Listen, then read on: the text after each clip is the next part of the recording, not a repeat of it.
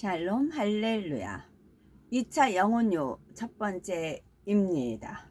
2차 영혼육 첫 번째 시간으로 육의 분야 중에 육의 정의와 육의 내용물에 대해서 살펴봅니다.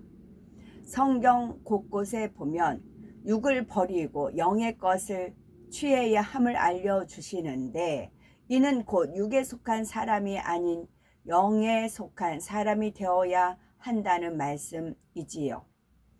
또한 영의 사람은 하나님의 자녀로서 영육 간의 축복을 마음껏 받을 수 있다고 약속하고 있습니다. 하나님께 축복받기에 합당한 사람이 되려면 먼저 나는 얼마나 영적인 사람인지, 어떻게 해야 온전한 영의 사람이 될 수 있는지 알아야지요. 곧 하나님께서 보실 때 부족한 점이나 잘못된 면은 어떤 것이며 어떻게 고쳐 나가야 하나님 앞에 온전한 모습이 될 수 있는지 구체적으로 알아야 하는 것입니다.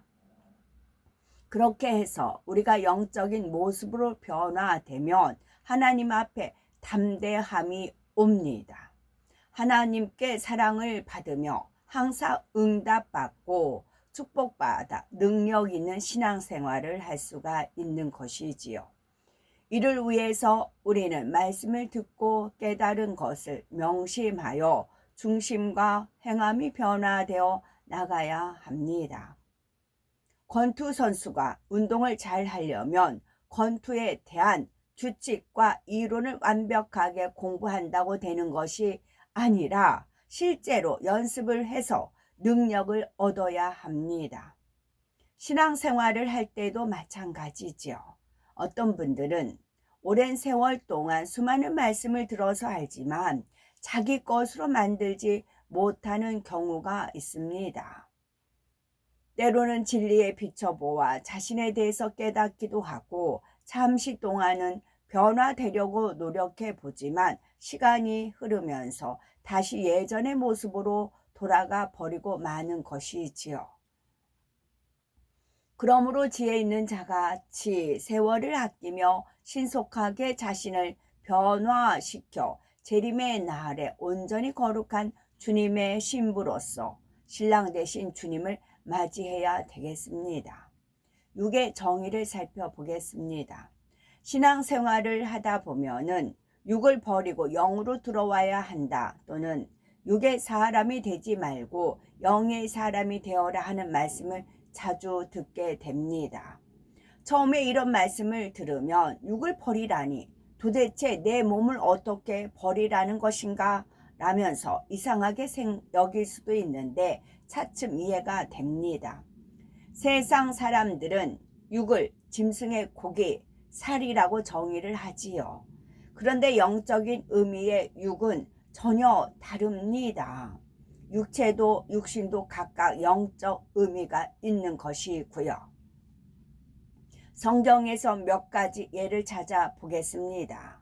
고린도전서 2장 14절에 육에 속한 사람은 하나님의 성령의 일을 받지 아니하나니 저희에게는 미련하게 보이며 또 깨닫지도 못하나니 이런 일은 영적으로라야 분변함이니라 했습니다.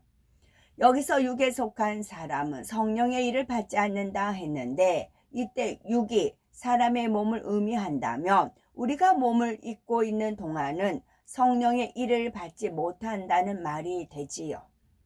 그런데 오늘날 우리는 분명히 몸을 입고 있는데도 우리 안에 성령이 임하십니다.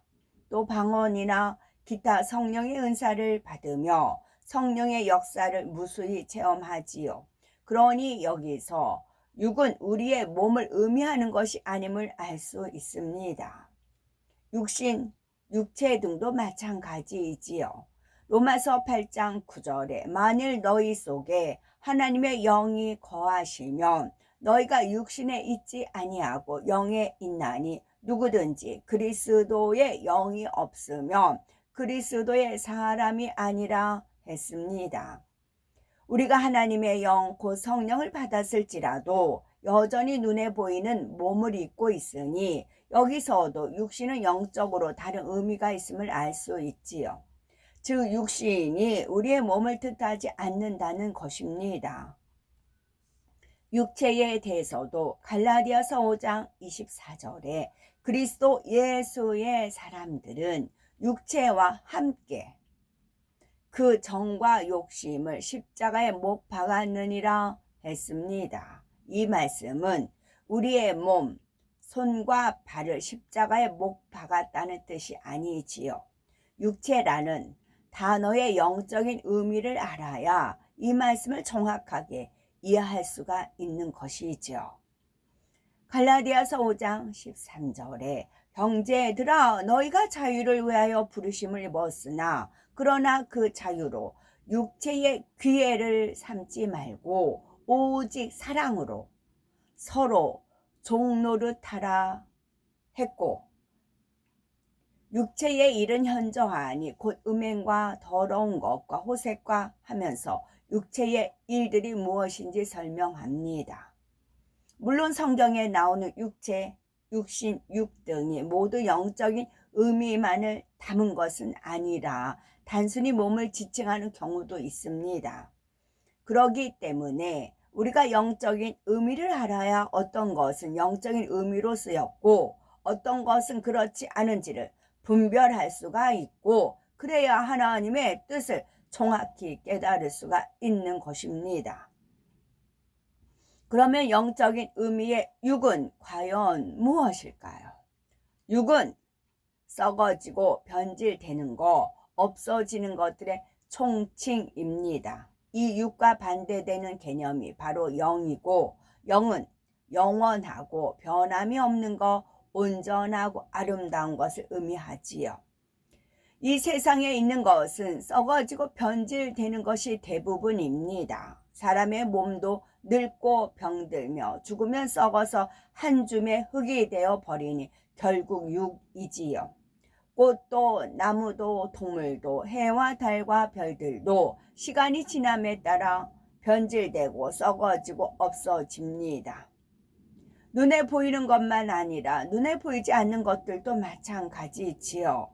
세상 사람들의 감정과 생각, 추구하는 가치도 영원한 것이 아니며 변질되는 것들이니 이것도 다 육입니다. 부, 명예, 지식, 그 밖에 세상 사람들이 귀하게 여기는 것들의 대부분이 결국은 썩어지고 헛된 것들 뿐이지요. 사랑이라는 감정을 예로 들면 육의 사람은 영적인 사랑을 하지 못합니다. 정욕적이고 자기 유익을 구하는 사랑을 하며 시간과 조건이 달라지면 변질되는 사랑을 하지요. 그러니 이 또한 육입니다. 그 밖에도 미움, 시기, 질투, 교만, 자기 유익을 구하는 것 등 사람들의 마음에 품고 있는 것들 중에서 영원 불변의 진리이신 하나님의 말씀과 반대되는 모든 것이 다 육입니다. 이렇게 세상 사람들은 그 몸과 생각, 마음에 품은 것들이 결국은 변질되고 썩어지는 육이며 그러니 이 땅에서 육의 사람이 살아가는 그 자체가 결국은 허무하고 헛된 육일 따름인 것입니다. 하나님께서는 인류의 조상인 아담을 지으실 때에 생명으로 만드셨지요. 하나님의 형상을 따라 진흙으로 몸을 빚으시고 그 코에 생기를 불어넣으심으로 아담은 영원한 생명을 가진 존재였습니다. 그의 몸은 병들거나 썩어 없어지는 몸이 아니었지요. 또 하나님께서는 그에게 영원한 진리, 곧 참과 선과 영적인 지식들만 가르쳐 주셨습니다. 물론 이 당시에 아담은 온전한 영은 아니었지요. 생명 곧 살아있는 영이라 했는데 이 말에는 곧 육으로 타락하면 죽을 수도 있다는 가능성이 내포되어 있었습니다. 온전한 영은 결코 변함이 없으므로 육으로 타락하거나 변질되는 일이 없습니다. 하나님께서 아담에게 자유의지를 주셨기에 자신의 선택에 의하여 육으로 변질될 수 있었지요. 하나님께서 먹지 말라 하신 실과를 먹으면 아담은 정녕 죽을 것이로되 그것을 먹든지 먹지 않든지 선택은 아담에게 달려 있었지요. 결국 아담은 자유의지 가운데 선악과를 먹음으로 불순종의 죄를 범한 것입니다. 물론 아담의 영은 하나님께로부터 온 것이고 이는 영원 불멸이기에 완전히 소멸될 수 없습니다. 다만 불순종한 이후로는 하나님과의 교통이 끊어져 영적인 것을 공급받지 못하고 세상에서 육적인 것만 공급받기 때문에 영의 활동이 점점 약해지다가 결국 멈추게 됩니다. 하나님께 받은 영은 그 씨만 남고 세상으로부터 들어온 비진리의 육에 둘러싸여서 전혀 활동을 할 수 없게 된 것이지요. 이렇게 된 상태를 일컬어 영이 죽었다라고 표현하는 것입니다. 물론 아담이 범죄했다고 해서 바로 그 순간 갑자기 영적인 것이 다 없어지고 육으로만 채워진 것은 아니지요.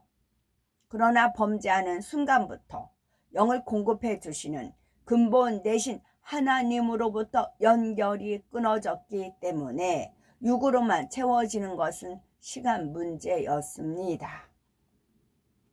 그렇다면 육이 되어버린 아담에게 채워진 내용물, 곧 육의 내용물은 무엇일까요? 생명으로 창조되었던 아담에게 하나님께서는 영의 내용물, 곧 선, 섬김, 온유함, 오래 참음, 화평, 질서, 상대의 유익을 구하는 것 등을 채워주셨지요. 또 천하 만물을 지배하고 다스리며 정복할 수 있도록 하나님께 속한 지혜와 지식들을 채워주셨습니다. 그런데 아담이 불순종함으로 하나님과의 교통이 끊어지자 영적인 내용물의 공급이 중단되었습니다. 대신에 육적인 내용물이 그 안에 채워지게 되었지요. 육적인 내용물이란 바로 미움, 시기, 혈기, 욕심, 교만, 간음, 자기 유익을 구하는 것, 무례하고 멸시하는 것, 남의 허물을 말하는 것 등 영이신 하나님 뜻과 반대되는 추하고 악한 모든 것들입니다. 원수, 마귀, 사단, 루시퍼 성질이에요. 미움, 시기, 혈기, 욕심, 교만, 간음, 자기 유익을 구하는 것, 무례하고 멸시하는 것, 남의 허물을 말하는 것. 원수마귀 사단 거짓의 압이잖아요. 원수마귀 사단 지가 가지고 있는 것들을 사람들한테 흩뿌립니다. 너 저 사람 미워해야 돼. 너 시기해야 돼. 너 혈기네. 너 욕심 가져야 돼. 너 교만해야 돼. 너 간음해야 돼. 너 네 유익을 구해야 돼. 네가 장땡이야. 남을 무례해야 되고 저 사람 멸시해야 돼. 저 사람 허물 있잖아. 뭐가 있어? 그거 누구한테 말해야 돼. 라고 축혀 세운다고요. 충동질 한다고요. 원수마귀 사단이. 대신에 선 아니야. 선이야 돼. 모든 것이 합력과 선을 이루어. 하나님은 선이셔. 섬겨야 되는 거야. 섬김을 받고자 하는 자는 남을 섬기고 섬기는 자가 큰 자. 또 온유해야 되는 거야. 오래 참아야 돼. 화평을 이루어야 돼. 질서, 하나님은 질서의 하나님이야. 또 상대의 유익을 구해야 돼. 이것은 반대이죠. 원수마귀 사단 루시퍼가 싫어하는 것입니다. 바로 어둠의 주관자인 원수마귀 사단이 이렇게 육적인 것들을 공급함으로 사람 안에 계속 채워 나가는 것입니다. 범죄하기 전에 아담이나 영의 사람들이 하나님께로부터 영의 내용물을 공급받는 것처럼 육의 사람들은 원수마귀 사단에게서 육의 내용물을 공급받습니다. 그러니 육의 사람들에 대하여 영적으로 너희 아비는 마귀라 하는 것이지요. 이렇게 마귀의 자녀가 되어 육에 거하고 육으로만 행하는 사람들은 결국 심판날에 마귀와 함께 심판을 받아 지옥불에 던져질 수밖에 없습니다. 그러므로 우리가 구원받고 천국에 가기 위해서는 자기 안에 담긴 육의 내용물을 빼내어 버리고 마귀가 주는 것들을 더 이상 담지 않아야 합니다. 하나님께서 주시는 영의 내용물을 담아 나가야 하는 것입니다. 육의 내용물을 빼내요. 그런 이제 위에 뜨는 것은 눈에 보이기 때문에 그건 버려요. 그런데 앙금처럼 가라앉은 것이 있어요. 유착이라고도 하죠. 그것을 긁어내야 됩니다. 그러기 위해서 연단이 필요한 겁니다. 연단을 통해서 긁어내서 그까지 전부 다 버리고 그 이제 뜰뜨름한 그 뜬물 같은 걸 맑은 물 하나님 말씀으로 채워서 그 더러운 물은 버려야 되는 겁니다. 그래서 누가 흔들어도 맑고 깨끗한 신선한 물이 나와야 됩니다. 그 배에서 생수가 넘친다 뭐 그런 표현들이 있더라고요. 그래야 되는 것이옵나이다. 솔로몬 왕은 부유하고 권세 있는 이스라엘의 왕으로서 이 땅에서 수많은 즐거움을 누려보았지만 결국은 모든 것이 헛되다고 고백했습니다. 그 모든 것이 육이었기 때문이지요. 하나님께서 원하시는 진리로 사랑과 선과 빛으로 곧 영의 내용물로 우리 안에 채워나갈 때 하나님께서는 영원한 기쁨과 축복을 부어주십니다. 하나님께서 주시는 은혜와 축복은 헛되지 않으며 변질되거나 사라지지 않습니다. 세상에서의 복은 재앙이나 사고를 만나 순식간에 사라져 버릴 수 있지만 하나님께서 주시는 복은 친히 보호하고 지키심으로 결코 흔들리지 않습니다. 장차는 영원한 천국에서 말할 수 없는 영광과 상급을 누리게 하시지요. 바로 이러한 영의 것들을 취하기 위해 하나님의 자녀들은 날마다 기도하며 열심히 성결되고 충성하며 달려가는 것이지요. 이 땅의 헛된 것들을 즐겨 육을 취할 것이 아니라 오직 영을 사모하며 영의 것을 소유해 나가는 아름답고 복된 우리가 되어야 되겠죠. 아멘.